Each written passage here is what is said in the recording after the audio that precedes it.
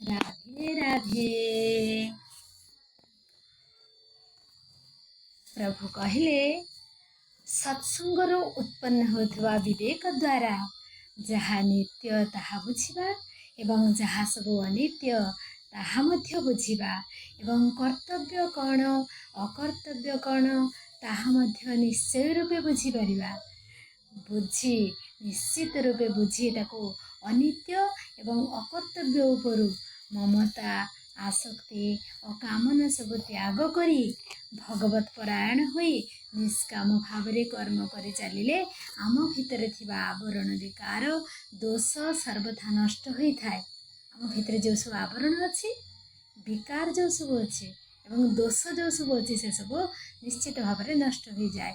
जगत रे जहाँ सब भोग ऐश्वर्य रही ताहा अनित्य एवं दुखर कारण अटे।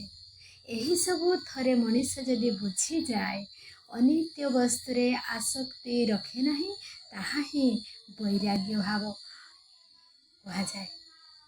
राधे राधे।